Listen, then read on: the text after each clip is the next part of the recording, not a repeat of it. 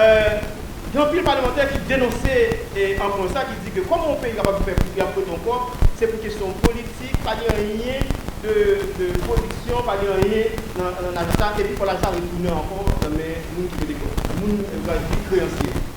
Ça veut dire que dénonciation, ça a montré il y a un problème et dans l'occupation américaine, c'est une occupation tout simplement à tout œuvre dans le pays.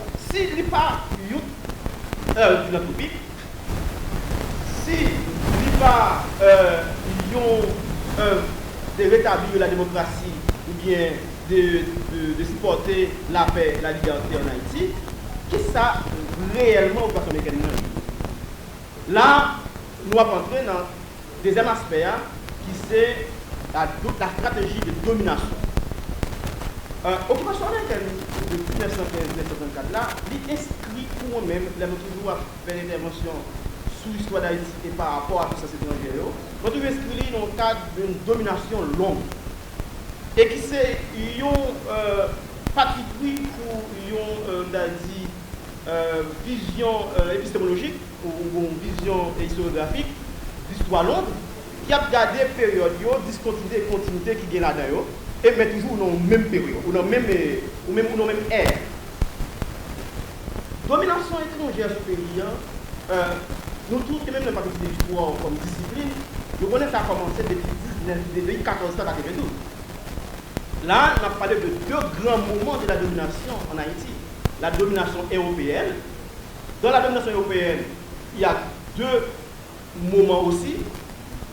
Le moment colonial, ça veut dire qu'avec la colonisation espagnole et la colonisation française, et le moment néocolonial à partir de 1825 de domination pour que la France puisse reprendre place encore après ce fameux double dette, comme dit Benoît Joachim, qui fait les États-Unis et la France pour encore reprendre la domination économique pays à travers le commerce, rapport commercial dominant qui va avec le pays, et l'Allemagne qui va gagner une part et intéressant dans l'économie haïtienne. Qui fait à partir du 19e siècle, le pays est toujours dominé, même maintenant indépendant de 1804, mais la domination étrangère a continué sur l'autre forme avec pillage, ressources commerciales ou pillage, ressources agricoles, forme de pillage, qui a dévalisé le pays pour voyer en France dans l'économie extravertie. Et l'extraversion économique, ça est manifestée dans différentes formes de production, par exemple café, coton, sucre, mais café, dans la période de pays en vente. Et pour voyer en France, et différentes maisons de commerce allemandes et françaises en Haïti qui montraient que le rapport de domination était gagné entre Haïti et l'Europe dans le 19e siècle, là, qui était dominé par la France et l'Espagne. Et la question mise en place de la première banque nationale d'Haïti et place des pays ça a été occupé dans la banque là depuis le projet banque de sous-domaine en 1875 et jusqu'à ce que la banque ça va prendre place sous Salomon. De Salomon à 1922, c'est la France avec l'Allemagne qui a gagné le principal monopole dans la banque ça, une banque qui pour Haïti, mais ce n'est pas Haïti qui gagne contrôle et même directeur par haïtien. Et c'est à partir de 1910 et les États-Unis commençaient à faire prévaloir droit pâle pour participer dans le consortium de banque ça et pour gagner un code par Paris dans la banque. Et tractation pour le faire pour venir hégémonique là-dedans jusqu'à ce qu'à partir de 1915, les États-Unis viennent hégémonique dans la banque là et esquiver l'autre deux premiers protagonistes qui étaient dans la banque. Ça montrait que déjà, ça inscrit dans une volonté de dominer les dominations économiques. Occupation américaine. Mais si nous prenons d'ailleurs, on parle des faits d'intervention là, contexte crise interne et crise externe. Parce que l'occupation américaine, pour nous comprendre bien, c'est placer dans un tournant international ou bien un tournant économique des États-Unis dans la fin du 19e siècle.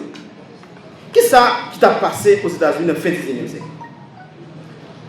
Après guerre civile qui a éclaté aux États-Unis en 1861 et 1965, les États-Unis entraient dans une ère de prospérité sans précédent, côté que il y a un ensemble d'industries, de sidérurgie, industries textiles, industries agroalimentaires et autres, qui a propulsé de production et il y a un ensemble de banques qui a érigé dans le pays et le chemin de fer, ça va mener un développement économique et social assez intéressant aux États-Unis. Et le développement économique et social, ça va créer une nécessité. La nécessité d'expansion, l'expansionnisme américain. Nécessité d'expansion, ça, c'est d'abord, première raison, comment pour nous, comme on a dit, conquérir le marché caribéen. Le marché caribéen a visé les États-Unis parce qu'il y a plusieurs raisons, si je prends des objectifs d'ordre politique. C'est exclure domination européenne en Amérique à travers la fameuse doctrine de Monroe, qui n'a pas d'effet dans le moment que Monroe a déclaré là, qui a un moment favorable de une puissance américaine qui est capable de manifester le point de vue militaire, qui fait à partir du gouvernement de Theodore Roosevelt, la politique de gros bâton, il va commencer à dire faire force pour imposer dans le Caraïbe et pour installer comme une puissance hégémonique parce que industriellement ils ont déjà dépassé, rivalisé et dépassé ancienne puissance européenne au point de vue industriel. Ça va mener à un ensemble d'interventions dans le Caraïbe, Cuba, Panama, Porto Rico,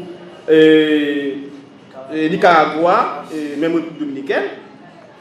Ça c'est le premier objectif intervention américaine, c'est déjà créer une zone de sécurité, d'accord?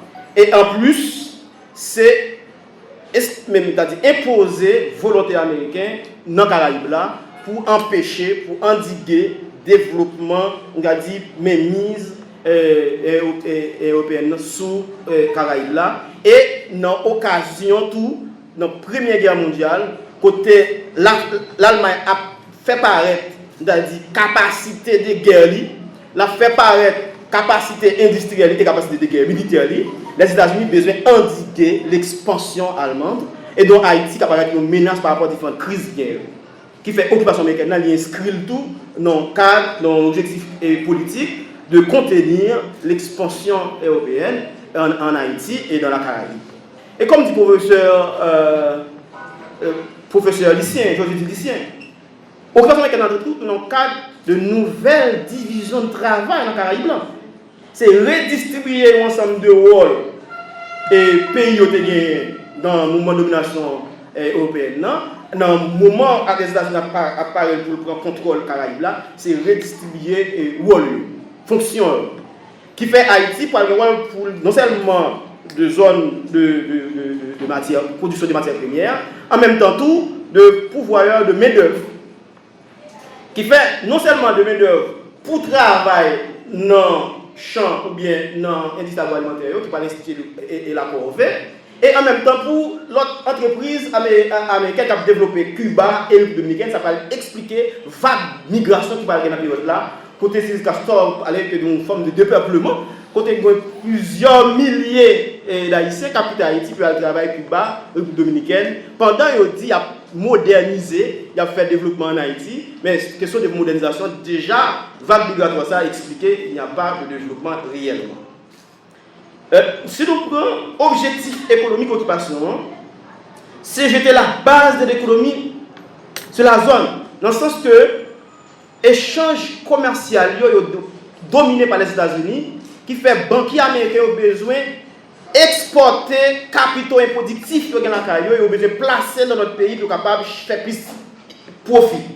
Qui fait occupation américaine l'inscrit dans le cadre de ça, dans un développement économique aux États-Unis qui a besoin de débouchés extérieurs dans le sens de trouver de nouveaux marchés et en plus de trouver de nouvelles zones pour placer des capitaux improductifs en Haïti. Ça expliquait les États-Unis à ce moment-là, Caraïbes là viennent déjà une zone qui paraît pour capable accueillir capitalistes américains pour venir installer pour capable rivaliser puissance européenne qui fait occupation américaine là il y a sens comme ça, domination il prend sens ça. Par exemple, si nous prenons politique du président Taft, politique, ça veut dire la diplomatie du dollar, dans le sens que diplomatie du dollar là, le dollar là doit être capable d'étendre sous Amérique là et Caraïbes là, et l'économie américaine, c'est lui-même qui doit être prépondérant et dominer l'économie de l'autre pays. L'autre question qui est importante pour nous suivre dans le cadre de ça, dans le cadre de domination économique, comme objectif occupation, c'est volonté des États-Unis pour lui placer comme principale puissance dans l'Amérique après la guerre de sécession, puisque il y a déjà gagné un marché interne dans ce marché sud là, il y a des décisions qui permettent de gagner le marché sud là. On a gagné l'objectif, c'est de gagner le marché Amérique là. OK? Qui fait l'opération américaine pour favoriser ça. Et pour arriver à ça, il y a un ensemble de dispositions qui vont prendre pour arriver à ça dans les dispositions que les États-Unis vont prendre. Non, il y a un objectif stratégique. Occupation de l'objectif stratégique, dans le sens que les États-Unis ont besoin lui-même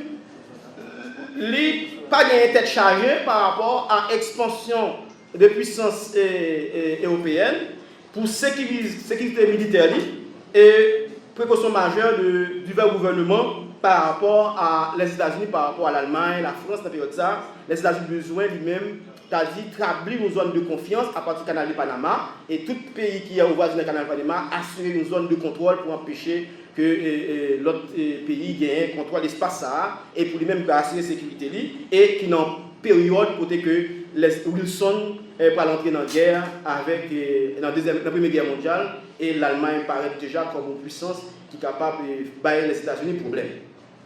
Là, il y a 5 minutes et je vais avancer beaucoup plus rapide. Et nous avons parlé de domination. Les États-Unis qui prennent une forme de substitution à la première puissance, comme dit le professeur Maninda. Mais il faut que nous soulignions la domination américaine dans la région et sur Haïti, il prend chita sur ensemble d'éléments et dans la vision expansionniste, nous sommes capables pour nous de différents expansionnistes américains. Ça veut dire, si nous prenons un expansionniste américain qui est le Josiah Strong, dans le livre écrit Our Country en 1885, la mission des États-Unis est de répandre la chrétienté et la liberté civile en fondant des colonies. Ça veut dire, depuis d'avance, les États-Unis ont l'idée pour étendre et comme il n'y a pas de puissance coloniale avant, comme il y a construit une puissance industrielle à partir du fin du 19e siècle, il y a besoin qu'on a construit des zones de réserve, des zones de contrôle qui sont capables de paraître comme des nouvelles colonies pour eux-mêmes. Et ça a manifesté dans la volonté que différents gros autorités aux États-Unis ont annoncé. Si nous prenons l'autre déclaration de l'autre américain, de Buck, John, la plus grande partie de la surface du globe est habitée par des populations qui n'ont pas réussi à établir des États civilisés, qui n'ont en fait aucune capacité d'accomplir une telle tâche. Les États-Unis doivent répondre à l'appel des populations non politiques de demander aide et direction, mais aussi à leur imposer l'organisation par n'importe quel moyen s'avère nécessaire. Ça veut dire que je dis pas n'importe quel moyen il faut imposer l'autre pays parce que même pas de pays civilisés, il n'y a pas de pays chrétiens et qui ont une volonté d'expansion des États-Unis qui manifestait dans par ça. Il n'y a pas de droit, ça ne fait pas le dire, mais il n'y a pas de droits humains à l'état de barbarie. Il y a l'État considéré comme Thibaut a expliqué la situation guerre civile en Haïti, où tu es capable de comparer à l'état de barbarisme. Qui fait que dès pour l'État, nous, dans une situation, pas de droits humains pour. Avec capable de marcher sur vous, ils ont tiré, ils ont fait tout ça parce que pas de droits humains, comme dit John Bell. Maintenant, l'autre monde qui est important dans la période là, c'est Amiral Mahon. Dans un ouvrage, il écrit en 1890, il exhorte les États-Unis à se lancer dans la course aux colonies. Il fait ouvertement mention d'Haïti dans les situations répétées des révoltes étant des signes d'inquiétude pour les États-Unis. Ça veut dire que pour Mahon, que les États-Unis doivent lancer la course ça. Ça veut dire question philanthropie. Au départ, nous avons démontré qu'il n'est pas foutu en philanthropie. Il était déjà inscrit dans la vision ou bien dans l'objectif des États-Unis. Il faut qu'il occupe l'espace ça pour capable de construire puissance. Il faut qu'il y ait une zone de contrôle, il faut qu'il y ait des nouvelles, il faut qu'il y ait des nouveaux marchés, il faut qu'il y ait une nouvelle zone de placement des capitaux étrangers. L'autre bagage, on a dit pour nous finir. Nous avons parlé de volonté américaine de l'expansion des États-Unis. Mais c'est par rapport à la crise Timoré que tu as parlé tout à l'heure. Il y a un bagage que peut-être qu'il a échappé, qu'il n'a pas dit dans l'intervention. Crise, ça, c'est des crises qui sont attisées par les États-Unis encore. Ce n'est pas des crises simples de crise que la société a en décomposition, que classe sociale ou bien groupe social a boumé, mais lié tout à lobbyisme ou bien de tractation des États-Unis à faire dans différents camps pour capable mettre au face à face pour justifier l'intervention là en 1915. Je vais prendre un exemple. Généralement, nous parlons de 4 présidents 2 ans. Si nous lisons différents textes d'histoire qui parlaient de période là, nous avons tout président les États-Unis présenté un projet de convention.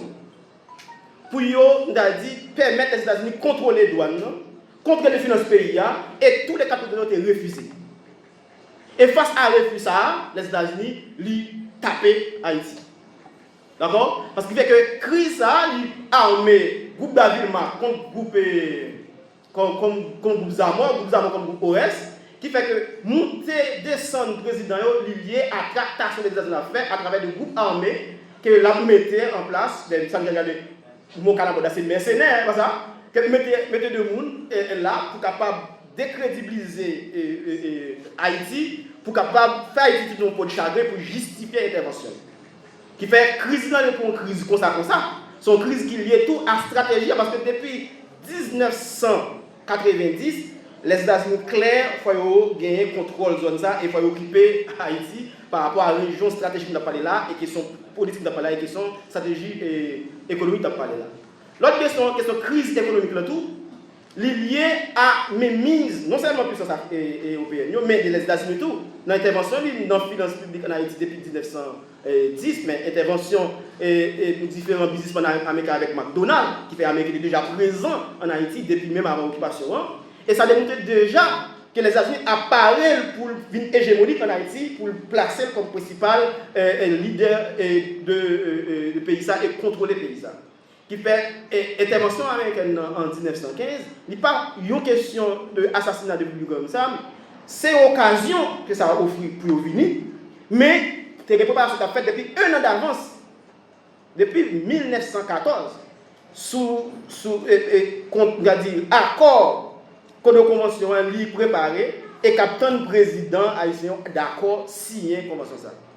Bon, tu as compris ce que je dit sur la question ça, étant donné que nous ne pouvons pas prendre toute l'heure, Camille Apton, nous concluons l'intervention comme ça, mais dans la question, nous sommes capables pour expliquer. Nous ne pouvons pas parler d'une vision philanthropique parce que nous prenons plusieurs exemples pour montrer que pas une vision philanthropique. Nous pouvons plutôt parler d'une stratégie de domination, de contrôle et pour asseoir puissance dans le Caraïbes et Haïti qui est entré dans nous place dans la pénétration capitale américaine et expansion des capitaux étrangers et américains dans la période là.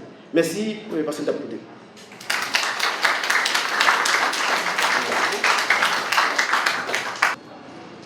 Bonjour tout le monde.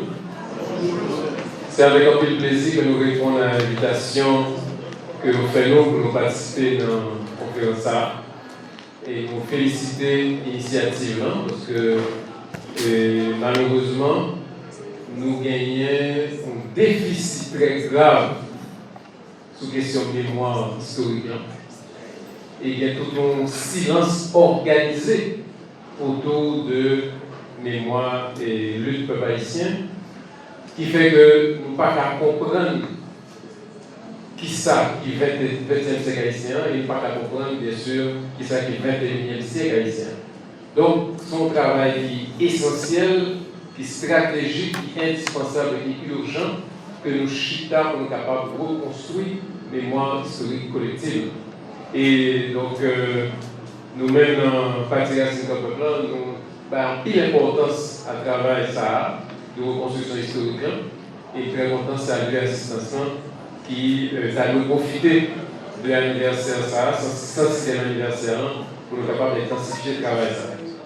Par profiter, saluer mémoire deux grands historiens haïtiens que nous avons perdus récemment, qui c'est Michel Hector et Roger Petit Frère. Et Michel Hector est associé avec nous dans l'initiative que nous prenons avec Terence, avec notre camarade, pour nous capables de faire un tribunal populaire sous l'occupation américaine. Et son travail qui n'est pas fini, hein?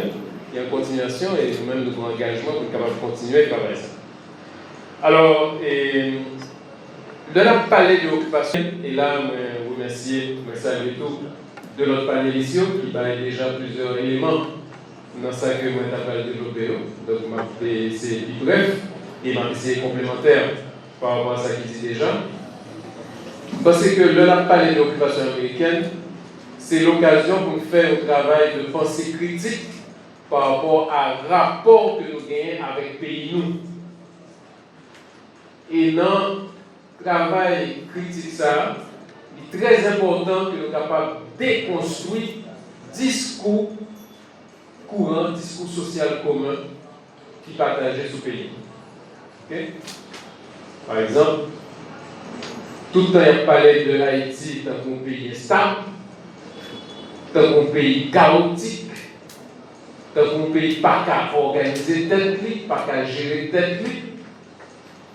Et évidemment, c'est tout un ensemble de stéréotypes construits et qui ne pas du tout résister à l'analyse. Par exemple, Jodien, suite à l'assassinat de l'ex-président de facto Jovenel Moïse le 7 juillet, toute la presse internationale a dit Haïti est un pays extrêmement violent, un pays chaotique, etc. Même tu sais qu'il est dit. Alors qu'en fait, si on a fait comparaison Haïti avec la République dominicaine, tu es plus président parce que Haïti. Il y a plus de présidents qui assassinés sous pouvoir en dominicaine passé en Haïti. Si on a parlé d'instabilité, l'autre jour là, récemment, Pérou se vit une période, côté que non seule année, il a passé 5 présidents. Parlement destitué président éliminé Parlement, vraiment une situation terrible du point de vue politique. Et pourtant, pendant la période ça, que Pérou a eu une crise institutionnelle profonde, pas de personne qui te dit que Pérou soit État failli, pas de personne qui te dit qu'il faut déployer 15 000 hommes de troupes pour rétablir l'ordre, pas de discours ça du tout. Donc, nous voyons que gagner une utilisation d'Haïti et il y a tout un discours construit autour d'Haïti qui chita dans un bagage extrêmement simple qui c'est nature révolution 1804. Révolution 1804 à cause de ces 4 caractéristiques fondamentales, li gêner ordre mondial capitaliste et il faut absolument démontrer que cette expérience n'est pas viable, que cette expérience n'a pas d'avenir, donc il faut ne pas suivre chemin ça. Et il est d'autant plus important pour Américains dans le cadre de construction de la suprématie blanche. Il est fondamental de démontrer que les nègres ça n'a pas réussi. Donc, les nègres américains qui ont dit tout pour diriger aux États-Unis, on pas qu'elle doit faire, mais au pays nègre, il n'est pas responsable. Donc, une connexion extrêmement au-delà de tout facteur économique fondamental que des règles signalées très justement, mais une connexion avec le racisme structurel du capitalisme dominant. Et le racisme systémique, ça, pour le conforter, il faut démontrer que la élection est échec. Ok? Donc, dans ce sens-là, je pense que c'est extrêmement important que nous fassions un travail de déconstruction de tout un ensemble de stéréotypes sur Haïti, comme Haïti, un pays instable, un pays chaotique, un pays qui n'a pas quelqu'un de tête, qui besoin de l'autre monde, etc. Donc, dans ce sens-là, je vais vous recommander nous, un très bel article, Jean Casimir, qui est le besoin d'occupation. Côté que justement, si nous ne parlons rien, nous ne pouvons pas diriger tête, nous sommes responsables, nous avons besoin d'occupation. Et chaque conjoncture a produit ce besoin d'occupation. Et c'est aussi, nous voyons un discours qui a dans ce sens à tout, côté qu'il a produit des articles pour montrer que, comme si Haïti a besoin d'occupation, et même il y a des politiciens irresponsables et qui ont une idéologie antinationale qui est déjà écrite concrètement pour demander l'occupation. Ben, c'est extrêmement grave. Surtout après sa autre ville de 2004 à 2017, nous voyons qui ça, le ministère fait payer ça. Qui dure après une expérience aussi récente, aussi douloureuse, aussi tragique. Quand le ministère est entré dans le pays, il a tué 40 000 citoyens haïtiens avec choléra, et puis il y a des gens qui ont demandé l'occupation militaire. C'est extraordinaire.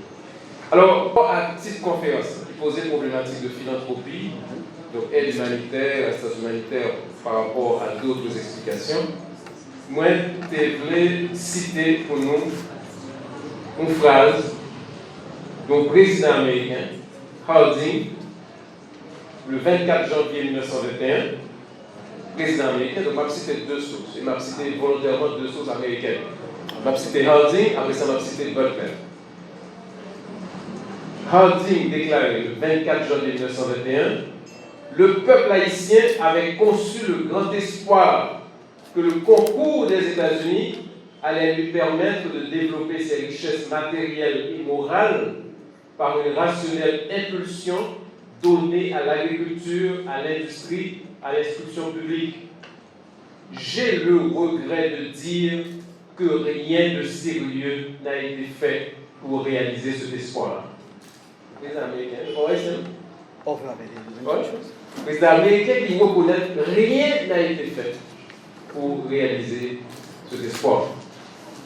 Un commandant Marines, Butler a publié une mémoire sous passage en Haïti, et il se dit dans le texte, dans le livre, moi confesser que il a trompé. L'homme qui a rentré en Haïti, il a dit en Haïti pour rétablir la démocratie et aider le peuple haïtien à une prospérité. Toute année que le passé en Haïti a démontré que ce n'était pas ça l'objectif, que l'occupation militaire et le travail que tu as fait en Haïti, c'était au service des banquiers américains. Okay? Très clair. Okay? Donc, il est extrêmement important que nous soyons capables de travailler sur les faits, sur les représentations, qui sont capables de permettre de déconstruire le discours traditionnel que a présenté sur Haïti. Et celle-ci, c'est vraiment triste pour constater que le presse international, la brigade publique est sans arrêt. Et donc, premier balance, c'est que, effectivement, l'évolution de 1880 introduit une rupture dans l'ordre mondial.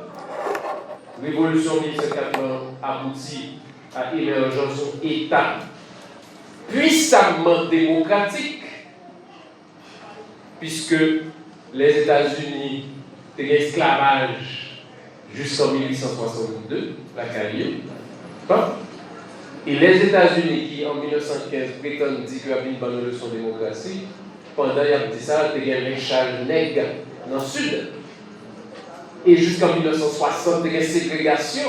Pour dire qu'on va dans un restaurant, il y a une toilette pour nègres, toilette pour blancs. Pour dire que dans le bus, pas de cachita, dans la place blanche, etc. Donc, qui leçon de démocratie en bonne part? Un peuple qui chita, justement, son système ségrégationniste. Pour une partie importante de la population, pas accès à quel droit fondamental et que le traité est en bête. Donc, quand nous parlons la question que tu as bien établi la démocratie, c'est nous-mêmes qui sommes capables d'avoir une leçon de ce qui est la démocratie. Parce que justement, nous pensons l'État quand il nous dit fondamentalement tout le monde c'est monde. Et ça, c'est le principe plus avancé qu'on a gagné dans la question de la démocratie. Révolution anticoloniale. Donc, c'est une révolution qui dit qu'il n'est pas possible que des mondes étaient en France à 5000 km et puis c'est au même cap de l'autre qui s'appelle fait ici. Une révolution antiraciste et une révolution qui refusait le modèle économique de la plantation esclavagiste. Donc, 4 éléments fondamentaux qui établissent une rupture révolutionnaire par rapport à qui genre le capitalisme a fonctionné pour ça. Okay? Donc, c'est une bagaille qui est inacceptable pour l'ordre capitalisme mondial. Et pour être capable d'atteindre une révolution, premièrement, ils font une large conspiration du silence. Et deuxièmement, ils attaquent notamment à travers des agressions directes, tant que la fameuse rançon de l'indépendance signée en 1825 et tout l'ensemble de l'autre agression qui traversait le 19e siècle. Donc, là, la réfléchir sur Haïti, premier va vous poser cette question, qui rapporte un pays? Qui rapporte avec l'histoire pays? Qui rapporte avec la culture pays? Qui je nous vois payant dans l'ordre mondial? Est-ce que nous étudions, par exemple, l'impact extraordinaire que la révolution haïtienne a gagné sur l'ordre mondial? est-ce que nous étudions tout effort que Haïtien fait pour libérer notre peuple? Ménélique II, Juan Ménélique II, c'est Éthiopie de la bataille contre les Italiens. Le gouvernement haïtien envoyé, soldats haïtiens à bataille. Il était tellement convaincu que, à part soldats haïtiens, ça c'était fondamental, le principal aide de Gandhi, c'est un haïtien. Fin 19e siècle. Donc, option Haïti, justement pour la libération des peuples, et contribution que nous faisons pour la libération des peuples sont bagages immenses. Côté nous capable de dire que Haïti est la contribution la plus importante à la mondialisation des droits humains. Et ça, évidemment, le système capitaliste n'a pas capable de donner. Alors, il est extrêmement important tout que, en plus de remettre en question le discours traditionnel qui cherche un ensemble de stéréotypes qui n'ont aucun rapport avec la réalité, il y a une erreur fondamentale qui fait, on a parlé de l'occupation américaine en général, c'est d'analyser notre dynamique Haïti-États-Unis. Alors que tous les intervenants ont précisé que nous gagnons un ordre géopolitique mondial, nous avons un moment historique, côté que les États-Unis ont profité de la Première Guerre mondiale pour être capable d'agir, dominationner. Et Caraïbes, même si nous voyons que Caraïbes sont un petit pays, côté pas grand le monde, côté territoire très limité, Caraïbes ont un rôle extrêmement important dans la stratégie géopolitique mondiale. Il y a un bagage, par exemple, Jodian, qui est extrêmement fondamental et qui explique tout l'effort qu'il a fait pour contrôler les Caraïbes. C'est le fait que les Caraïbes sont une zone de transit, sont une zone de passage entre l'Atlantique et le Pacifique. Et explosion de production industrielle pacifique fait que nous avons une explosion de volume, de flux de biens qui a transité par la Caraïbe. Donc, toute puissance, ils sont obligés de contrôler les Caraïbes. Et ce n'est pas par hasard qu'il y a autant d'armées impériales qui sont présentes dans les Caraïbes. Il y a l'armée américaine, il y a l'armée britannique, il y a l'armée française, il y a l'armée hollandaise, il y a toute qualité de l'armée qui est présente. Et ce n'est pas une présence fictive, présente souvent avec des bases militaires, avec des effectifs importants, avec tout un dispositif technologique, avec l'armée française, avec fusées Ariane, etc. Donc, bataille contre les zones, sont batailles qui sont extrêmement importantes et qui sont déterminantes par rapport à la décision et le rapport qu'il y a avec différents États. Non seulement, car il y a une zone de transit, mais ce qui est très important que souvent je vais signaler, c'est que, compte tenu de dimensions, territoires américains, qui sont véritables continents, pour faire passer aux marchandises de la côte est à la côte ouest, il coûte moins cher si vous faites marchandises passer par la Caraïbe et puis remonter que si vous faites transport directement de la côte ouest à la côte est. Et c'est ça que va expliquer tout investissement au niveau du canal de Panama, dernièrement, et élargissement du canal de Panama, et qui va expliquer tout l'initiative de canal transocéanique, la Chine avec le Nicaragua. Donc, ce n'est pas seulement une zone de passage, mais c'est une zone qui est vitale pour l'intérêt économique et financier américain. Et donc, il est clair que ça qui passait le 28 juillet 1915, on va l'utiliser comme prétexte pour être capable de faire invasion militaire. Invasion militaire qui était largement préparée depuis très longtemps. Il y a tout un ensemble de correspondances que est capable de vérifier. Côté que le gouvernement haïtien a refusé, par exemple, de mettre douanier aux États-Unis. Okay? Il y a tout un ensemble de correspondances côté qu'il a refusé de mettre Mont Saint-Nicolas avec l'île de la Tortue au service des militaires américains. Et il y a une présence physique de bateaux de guerre américains autour d'Haïti, pratiquement en permanence, au moins 2 ans avant l'intervention militaire faite le 28 juillet 1915. Et il y a évidemment le fameux épisode de bateau Mathias le 17 décembre 1914 qui descend et qui allait avec toutes les ressources l'ordre que nous avons gagné dans la Banque nationale de la République d'Haïti. Donc, nous mettons payé à genoux sur le plan financier pour justement faciliter pénétration militaire et réorganisation paysan au bénéfice des États-Unis. Gagnant une correspondance extrêmement intéressante que Roger Farnham, vice-président de First Citibank, adressé au département d'État en juillet 1914. Et dans la correspondance, Roger Farnham a expliqué au département d'État que dans l'intérêt des États-Unis, il est urgent, il est nécessaire, il est indispensable pour occuper militairement Haïti. Et il a expliqué, il y a tout mon argumentaire, son lettre très longue, il a expliqué tout ça que les États-Unis ont tiré comme avantage à partir de l'occupation militaire Haïti. Donc, il est clair que nous n'avons pas accepter l'explication simpliste et réductionniste qu'a dit c'est parce que Haïti a nous-mêmes, c'est parce que nous lâchons le président qui fait qu'il a occupé Haïti. Sont des périodes très longtemps, il a simplement cherché une occasion pour le faire. Et il est rentré dans une stratégie globale et une stratégie qui concerne toute région. Et là encore, c'est une faiblesse résistance haïtienne, et résistance paysanne haïtienne, que malheureusement nous ne connaissons pas non plus. Et ça, c'est extrêmement important que tout étudiant ait gardé une résistance héroïque que les paysans ont opposée à l'occupation américaine. Imaginons 5 ans de guerre capot, côté que les paysans ont utilisé des fusils rouillés de 1804, d'avant 1804, face à l'armée la plus puissante du monde. Bilan est varié, on parler de 25 000 morts, 30 000 morts, mais de façon bilan extrêmement lourd du côté haïtien. Mais il n'est pas aussi facile pour l'Américain parce que dans la dernière chronologie que Société haïtienne d'histoire et de géographie publiée, nous voyons de temps en temps le commandant américain a demandé un renfort. Ça veut dire avec fusil mouillé, nous débarrassons pile problème. Et c'est construction d'une bonne terrain d'atterrissage, par exemple, dans toute la zone centrale, dans le nord. Et c'est pour la première fois dans l'histoire que nous allons utiliser l'aviation pour faire bombardement contre une guérilla paysanne. Et les tactiques militaires développées contre la guérilla de Peralta de Vanderbilt seront réutilisées contre Sandino au Nicaragua et contre les Vietnamiens dans les années 50-60. Donc,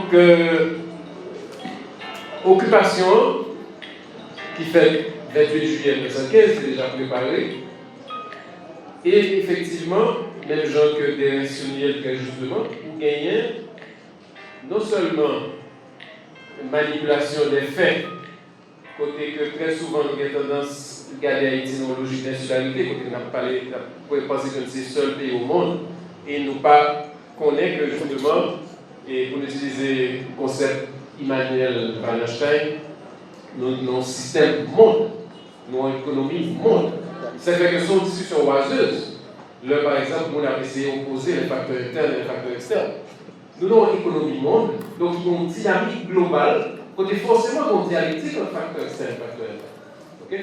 Donc, et ça c'est très très clair, et nous référons à l'admirable travail de Wallenstein qui mourut récemment, qui a fait une contribution très importante pour repenser justement la mondialisation et montrer que la mondialisation capitaliste crée des dynamiques nouvelles dans les rapports entre États et baille tout ensemble de l'ordre de relations économiques et politiques entre les États et entre les blocs régionaux.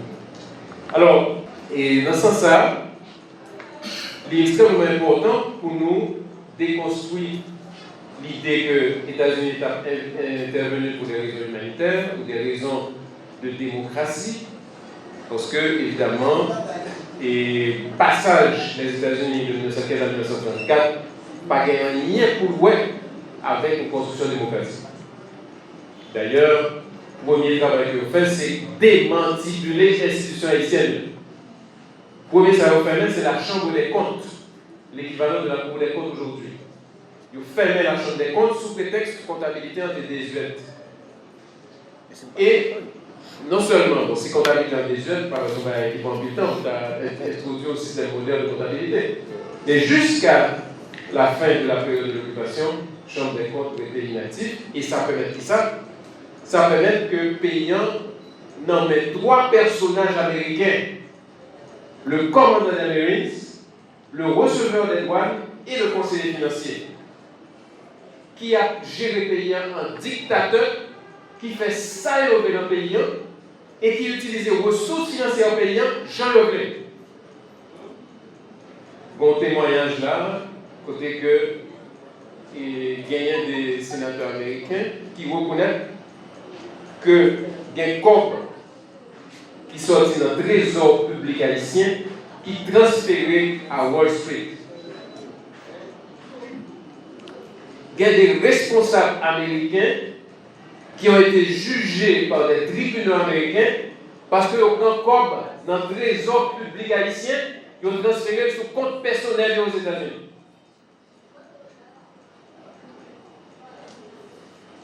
Donc, tout ça qui a parlé de construction d'infrastructures, etc., c'est vrai que dans les constructions d'infrastructures qui fait notre ça, mais c'est des constructions d'infrastructures qui ont été financées par le trésor public haïtien. C'est corps haïtien. Pas aucun transfert de corps qui fait des États-Unis vers Haïti, sauf les emprunts de 1922, et puis font problème qui étaient aux États-Unis. D'ailleurs, c'est un véritable scandale en termes d'accords financiers. Quand il faut 40 millions, par exemple, entrer dans le pays. Bon, on a vu avec ça, nous connaissons ce qui s'est passé avec les 6,5 milliards de la CIRH. Nous connaissons que 6,5 milliards ça pas entrer non plus en Haïti. Donc, nous connaissons des continuités dans ça. Donc, sur la question de démocratie, donc, il y a démenti de l'institution, il y a fermé la Chambre des comptes, il y a fermé le Parlement. Soldat américain scène le Parlement et lui dit tout parlementaire vider les lieux.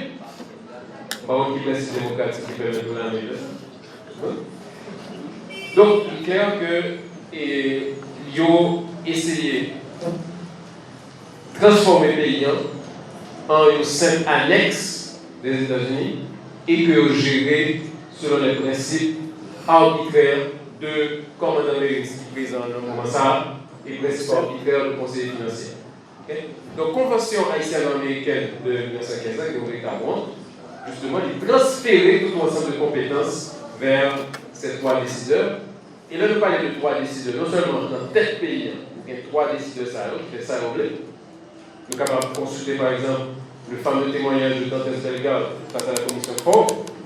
Côté Dantes Bellegarde dit qu'il était ministre de l'Éducation nationale, chaque fois il présentait un plan pour renforcer et développer l'éducation en Haïti et l'instruction publique, il veut dire ça, conseil financier ont refusé, ça n'a pas prioritaire. Chaque fois que le gouvernement haïtien présentait des plans pour le financement et le développement de l'agriculture, les Américains disent ça n'a pas prioritaire. Okay? Donc, nous voyons qui gens que le rapport de force payé et qui est-ce qui a géré le pays concrètement. Et non seulement il y a trois Moussao qui fait ça au bleu, mais en plus, dans tête chaque ministère, ou gagner ou américain.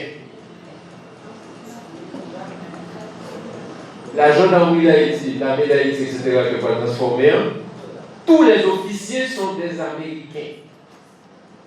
Puis au grade de Haïti de qualité, c'est des grades inférieurs. Okay? Donc, sont pris en main totale et une gestion qui paraît en lien pour voir avec les principes élémentaires de la démocratie. Non seulement nous allons tergiverser instruments légaux. En quelques années, il y a 114 décrets qui pour faciliter la pénétration entreprises américaines dans l'agriculture haïtienne. 114 décrets. Okay? Ils ont arrêté un paquet d'Haïtiens qui ont résisté, notamment des journalistes. Et Haïtiens, au lieu de mener devant le tribunal, ils ont mené devant des tribunaux militaires américains. Joseph Jolibois, par exemple, a été condamné pour travaux forcés par un tribunal militaire américain. On a expliqué qui rapport avec ça avec la démocratie. Donc, il est clair que 1915, et là, je voudrais en pile une image que Michel Wolf Trouillot utilisait. Il se dit 1915, c'est un tremblement de terre. C'est un goudou-goudou. Il a ajouté, nous tous qui vivons le tremblement de terre de janvier 2010, nous pensons que passer à notre tremblement de terre. Côté le tremblement de terre, il y a des pans entiers de société qui sont tombés, même il y a des pans entiers de la caille qui sont tombés. Et ça qui est, c'est qu'après le tremblement de terre, ils ont fermé la cour ils n'ont pas même quitté au ramasser des décombres, aller ouais pour faire reconstruction. Parce que les décisions, même sous décombres, ce n'est pas au même cas encore. Donc, image ça, parce que c'est très, très parlant et très clair, son tremblement de terre, son goulou-goulou, côté qui ont crasé tout effort d'institutionnalisation démocratique que ce haïtien a mené, et ont remplacé par des mécanismes de tutelle, des mécanismes de contrôle externe, et qui a servi jusqu'à présent, n'a pas là, en 2021. Et ça, c'est un point que je devais insister sur lui. De 1915 à 2021, paysans vivent 106 ans d'occupation. Mon militant haïtien qui te dit, avec botte ou sans botte, occupation là. D'ailleurs, en 1934, le soldat américain est sorti en bas pile pression parce que l'opinion publique américaine a commencé à dénoncer atrocités, massacres, crimes horribles que les Américains ont commis sur les Haïtiens. Et là en particulier, je préfère nous un historien américain qui est James Weldon Johnson.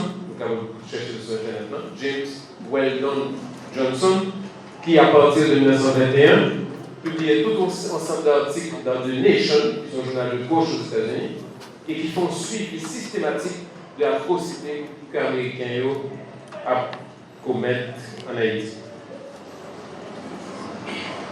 Donc, il est clair que 1915, payant fait bac.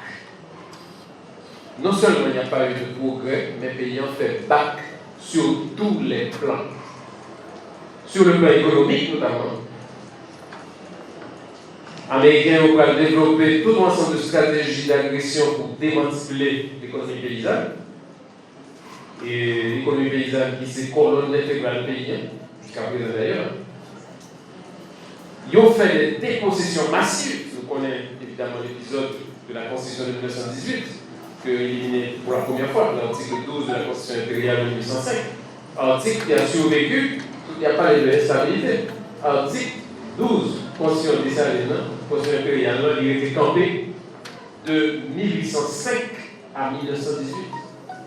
Par les personnes qui étaient pour chance moyenne, par exemple, 15 législateurs haïtiens qui étaient pour chance moyenne à article 12. Mais la Constitution de 1918, justement, il a autorisé le droit de propriété sous certaines conditions à des étrangers. Et donc, le président américain, pendant la campagne électorale, il se dit c'est moi-même qui écrit la Constitution haïtienne avec plume.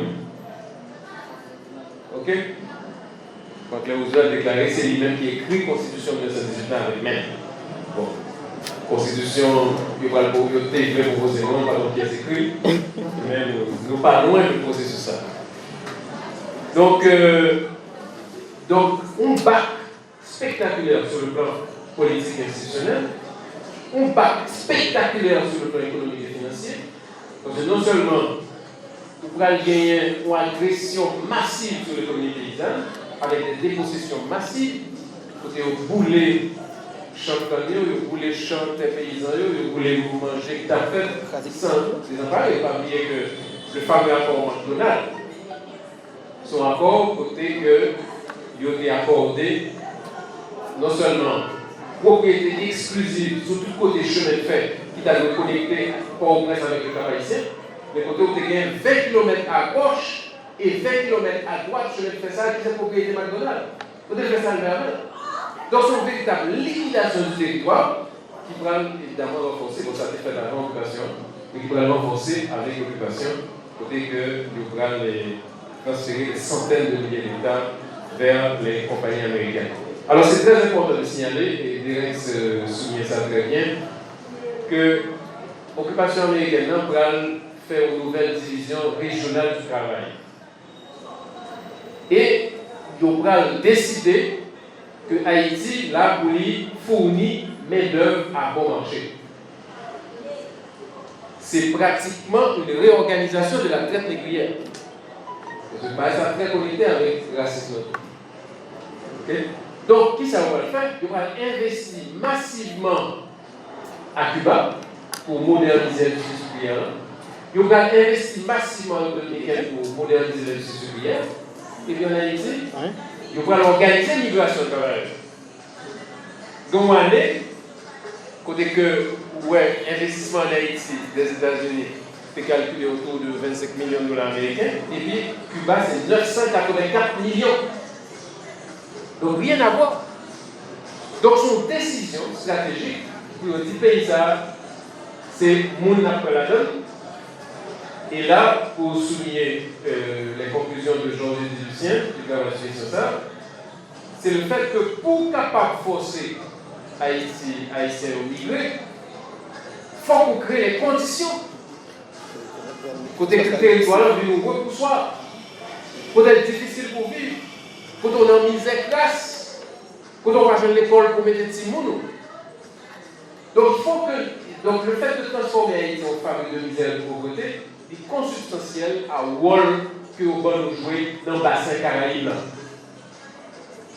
Et les épisodes de migration devraient nous étudier, par exemple, Jodien, mais il faut souligner que Jodien, bon, en pile haïtien, voulait migrer, mais en 1915, Haïtien pas tellement sur question de migrer. Ok? Américains ont organisé pratiquement une migration forcée. C'est eux qui payent les bateaux, c'est qui payent les armateurs, ok? C'est eux qui ont organisé le transport vers Cuba, et en peu de temps, une dizaine d'années, il y a 400 000 travailleurs paysans haïtiens qui émigrent Cuba. 400 000. L'on retire 400 000 travailleurs et gammes dans l'économie, où est-ce qu'on fait? Dans une population de 2,8 millions d'habitants à l'époque. Ça veut dire près de 45 à 48% de la population économique haïtienne, ou classe économique. Okay? Donc, et ben, ça va devenir récurrent, va devenir une marque fabrique de formation sociale haïtienne pendant tout le 20e siècle et pendant tout le 21e siècle. Côté que nous allons continuer avec l'hémorragie, ça, avec différentes caractéristiques, et qui va le autour de dramatique avec la dictature des Duvalier, côté que nous avons perdu une masse impressionnante de professionnels, en plus nous ne pas souligner ça, mais vers les années 60, compte tenu de la persécution systématique et le crime que le régime Duvalier a fait contre les étudiants, contre les universités, contre les professionnels, il y a des centaines de professionnels haïtiens qui émigrent. Et les Nations Unies ont un programme pour financer assistance technique pour pays africains qui sont indépendants. Imaginons que si pour le pays d'Haïti, avec tout le taux d'analphabétisme que nous gagnons dans le pays d'Haïti, si la population qui est à peine 5 millions d'habitants, même pas 5 millions à l'époque, ok, si vous territoire 27 500 km², Haïti a été le plus grand fournisseur de cadres au programme des Nations Unies pour appuyer les efforts des nouveaux pays indépendants en Afrique. Donc, nous sommes capables d'imaginer une masse de cadres que nous perdus dans l'époque. Donc, migration est un phénomène fondamental et l'idée du phénomène fondamental de la gestion de la région par les intérêts capitalistes. Et donc, sur le plan financier, nous avons signé qui j'en veux contrôler comme pays, jusqu'à ce que les Américains aient droit comme dans le trésor public haïtien sur le compte personnel. Et le dépense à faire, calcul a montré que 35% de dépenses annuelles qui sont faites dans le trésor public haïtien, c'était payer les salaires des Américains qui sont là ici. Donc, il y a une série de, par exemple, d'Américains qui ont été invités à faire cours dans l'école. Et on a des différences de salaire, côté que les Américains ont touché 300 à 400 dollars américains par mois. Dans même l'école, avec le même niveau de compétences, les Haïtiens ont touché 40 à 50 dollars américains par mois. Okay? Dans même l'école, même niveau de compétences, même niveau de qualification. Il y en a touché 400, on a touché 40. Okay? Donc, il y a démenti de la ça, en fait, bon, nous ne parlons pas de la corruption, mais tradition corruption tout. Par exemple, paiement parlementaire contre le vote de la Convention haïtienne-américaine, son bagage qui est situé par l'Américain, vous pouvez mettre les parlementaires en ligne, et puis il y a un enveloppe comme leur vie de côté. Donc, corruption, institutionnaliser ça, n'est-ce pas? C'est une bagage, bon, je veux dire, une situation de banditisme institutionnalisé, mais il est déjà introduit par les Américains, de même tout que manipulation électorale. Le fameux référendum de la Constitution de 1918, même le journal américain dénonçait comme mascarade ou farce absolument inacceptable. Pour dire que pour un paquet de machines, il y a le gros des paysans qui ne pas même connaître. Si ça vous fait, il n'y a pas connaître une question posée, et puis tout le monde votait oui à la Constitution de 1918. C'est le bagage par le fait, non? Par contre, c'est la bagage de ça. Oui, donc, aucun progrès sur le plan économique, recul sur le plan économique, par exemple, sur le plan de la production caféière. Et en général, nous avons dit que la crise agraire haïtienne accélérée avec l'occupation américaine. Non seulement il y a eu des dépossessions massives, donc de déstabiliser l'économie paysanne, il y a eu l'introduction de la corvée, côté on manipule on doit là déjà, et puis on transforme la corvée en un véritable proto-esclavage. Ou bien une augmentation terrible de taxation, par exemple, sur cultive. Donc il y a des centaines de cultives qui ont fait faillite. Ils ont introduit un principe extraordinaire, côté que cultiver pour payer taxes sur revenus pour tout l'exercice fiscal depuis au commencement de l'exercice. Par exemple, si par exemple, ils vont payer taxes pour 2021, depuis septembre 2021, ils vont payer toute taxe de septembre 2021 à septembre 2022. Vous comprenez? Donc, ils ont démenti les cultivos, qui étaient une source d'emploi extrêmement importante. Et, bon bagaille qui très souvent, que l'empire historien n'est pas souligné, mais que nous-mêmes économistes nous faisons attention à ça, c'est que dans nouveau tarif douanier, parce que nous sommes contrôlés les douaniers physiquement, mais voilà introduit tout de nouveau tarif douanier, ils ont augmenté les taxes de façon inconsidérée sur tous les intrants qui étaient utilisés par la petite industrie, par les artisans et par le début d'industrialisation du pays. Donc, vous avez un paquet de faillites, pour que le tissu industriel va pratiquement tomber, et les Américains, par exemple, vont formellement interdit que vous faites filature, que vous faites usine pour transformer toile, et pour transformer coton en toile, etc. Donc, depuis Roi Christophe, c'était une filature qui a fonctionné dans le pays. Donc vraiment, un génocide économique, véritable génocide économique, une déstructuration du tissu économique du pays et une réorganisation de la dépendance. Côté que rapidement, Haïti, par exemple, va devenir un grand producteur de pics, de sisal, et parce que justement, les Américains ont besoin de sisal. Et nous allons un peu plus tard, donc, il y a un livre bien taché Bernard sur le scandale de Chada. Côté qu'ils ont fait une déforestation massive. Il y a des gens qui estiment que nous avons perdu à peu près autour de 25 à 26% des réserves forestières d'Haïti pendant la période de l'occupation, pour installer des agro-industries d'exportation qui connectaient avec besoins impérialistes américains. Donc, pas en quel genre nous avons parlé de progrès sur quel aspect.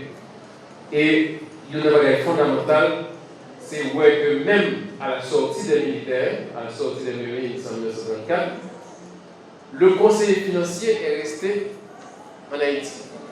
Marine est sorti, le conseiller financier était là jusqu'en 1946. Okay. Donc toute décision économique payante, toute décision sous finance payante, doit continuer faite avec le contrôle d'un agent américain.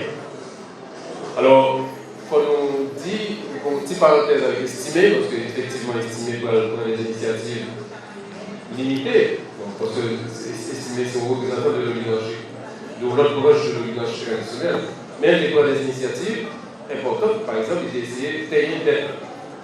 Parce que nous connaissons le mécanisme de domination, c'est la question de la dette, et estimé de faire une véritable mobilisation pour que Haïti éteigne ça que vous avez dit que nous jouons à partir de l'emprunt de 1922 et à partir de l'autre emprunt qui fait après. Et effectivement, donc, tu as des capacités financières nouvelles, parce que depuis 1825, très souvent l'État s'y consacre 60% de ses recettes pour le paiement de la dette.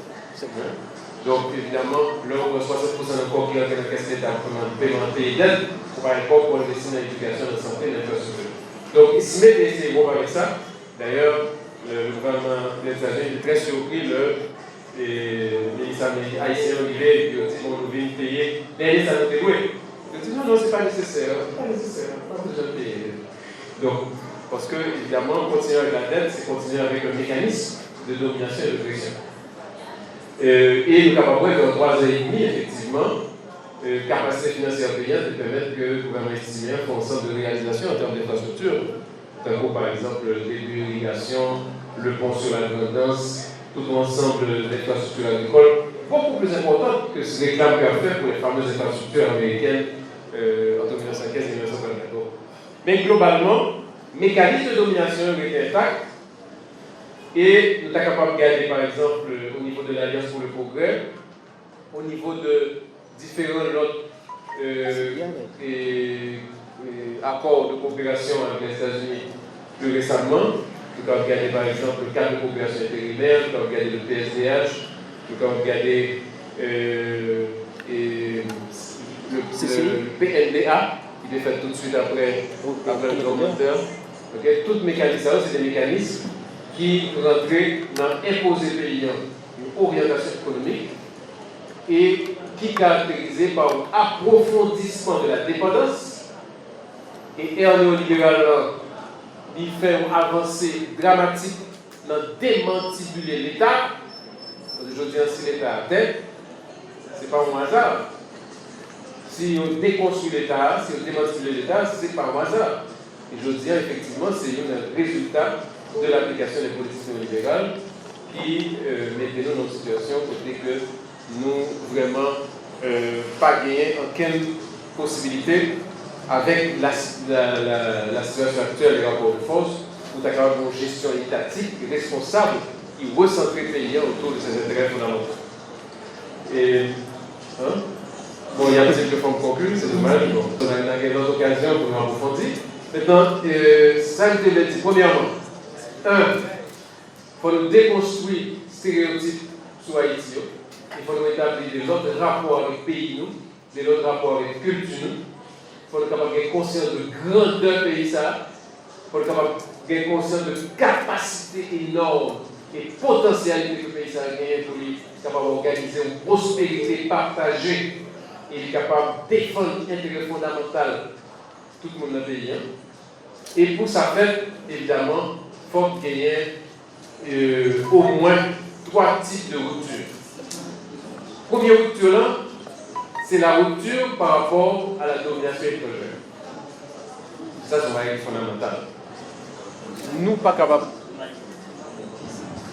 de continuer à accepter que toutes les décisions stratégiques sont prises à Washington. Nous ne sommes pas capables d'accepter que Mme Lalligne signe une note qu'il nommait Ariel Henry Premier ministre. Nous ne pouvons pas accepter ça.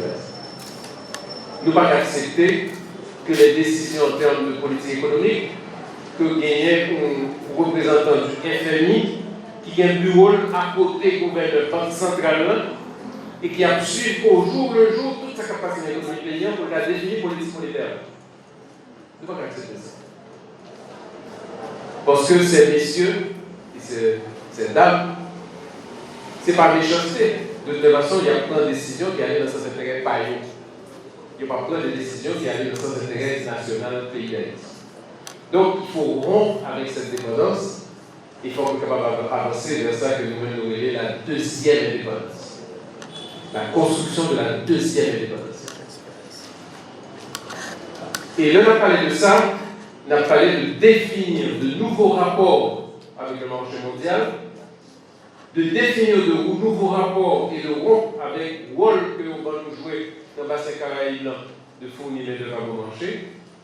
Et on a parlé tout de redéfinir les rapports avec les grandes puissances qui doivent baser sur le fait que le rapport salaire, nous le définissons d'abord sur la base d'un projet national qui mettait au centre les intérêts de long terme de la nation, les intérêts de long terme des majorités. Deuxième rupture, c'est la rupture avec le néolibéralisme. Politique néolibérale qui est installée dans le pays depuis novembre 1983. Le Jean-Claude Duvalier signait accord stand-by avec FMI pour 60 millions de dollars américains.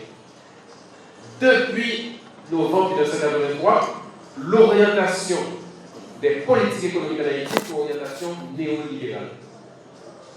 Et nous voyons conséquences. Nous avons un pays côté grand groupe, je dis, à Valéterre, on a parlé de 5 millions de monde qui dans grand groupe. Un pays de plus en plus dépendant, notamment sur le plan commercial et dépendance alimentaire. L'année dernière, nous battons record, nous avons importé 244 millions de dollars américains de riz américain, qui fait que nous sommes le troisième plus gros importateur mondial de riz américain. Donc, une politique qui affaiblit l'État, qui désorganise l'État, et qui, sous prétexte de modernisation, transférer une bonne compétence, non seulement le dossier actif, mais aussi une bonne compétence de l'État vers des agents privés. Okay? Et il y a des politiques néolibérales qui permettent que Haïti devienne une simple province économique de la République dominicaine et côté que en pile l'activité a fonctionné au profit des capitaux américains et des capitaux dominicains. Et troisième rupture, c'est une rupture au niveau de l'État. Qui ça l'État y est, qui ça l'a fait?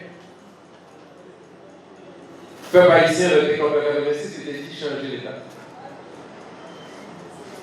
Pas de route par bois, pas de quel genre de résoudre problèmes et défis que le peuple haïtien va affronter dans le 21e siècle, c'est pas un changement radical de l'État. Je veux dire, l'État qui a fonctionné sur la base du césarisme à légitimation restreinte. Vous répétez Mario Samedi, son sociologue haïtien qui a travaillé à l'Université d'Ottawa. Ça veut dire que l'État qui fondamentalement a fonctionné pour une portion infime de la population, quelques familles, et qui a fonctionné sur la base de l'exclusion des masses. Masses n'ont pas les droits de politique, masses n'ont pas les droits de politique, ils n'ont pas les droits de participer aux décisions, et ils ont été fait avec le système électoral haïtien que transformer dans le système électoral que je dis, personne ne va faire confiance et que personne ne va parler pour le voter là. Donc, transformation de l'État au niveau de son déploiement territorial, c'est l'occupation américaine qui vient avec hyper concentration autour de sa zone de la République de Port-au-Prince. Okay? Parce qu'avant, c'était un tissu économique beaucoup plus équilibré, avec tout un ensemble de noyaux et de niches économiques importants au niveau de la province. Et tout concentrer tout le bagage autour de Port-au-Prince. Et où l'État qui doit rompre avec vocation que les prend depuis le 19e siècle, qui sont vocation antinationale. Et là, je prends 3 exemples très simples. Où mon pays, côté 100% monde parle créole, et pour l'État qui parle français seulement. Là, on parle de mon bureau public, des conditions créoles, tout le monde gagne au droit, donc on est inférieur. Ouais. Donc, il faut pour l'État qui fonctionne en créole. Pour l'État qui, justement, fait droit à mode d'expression que la nation a adopté, mode d'expression que la nation a utilisé depuis très longtemps. La proclamation générale de l'abolition de l'esclavage sont en axe écrit le créole. Imaginez, depuis l'époque ça, 1793. Ok? Donc, ça veut dire que son langue que nous fait de la chaleur des luttes anticoloniales et esclavagistes, et son langue qui prospérait, son langue qui développait, son langue qui imposait dans les espaces publics. Parce que l'imaginaire c'est complètement des espaces publics, mais au fur et à mesure il est imposé dans l'espace public. Donc nous ne pouvons pas avoir l'État qui a fonctionné seulement en français. Nous ne pouvons pas gagner des codes qui rédigeaient seulement en français. Côté que avec les paysans, il y a condamné, et les textes de loi condamnés là, par le comprendre, sont textes de loi en français.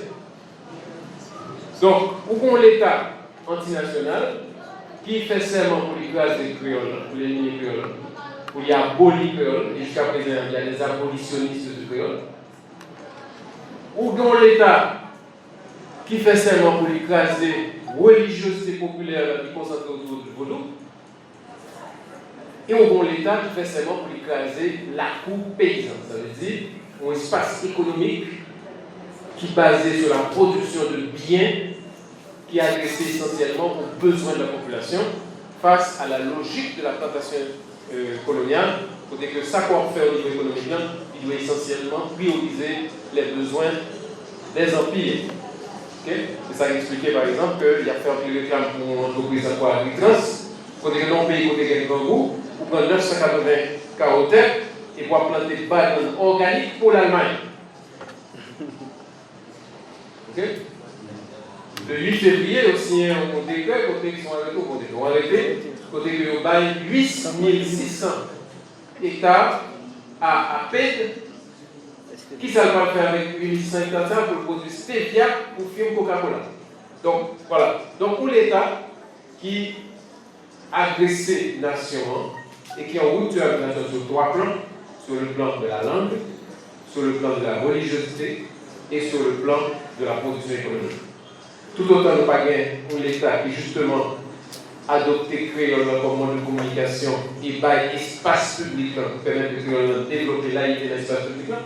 Tout autant de pas l'État qui suspend faire répression contre la culture populaire.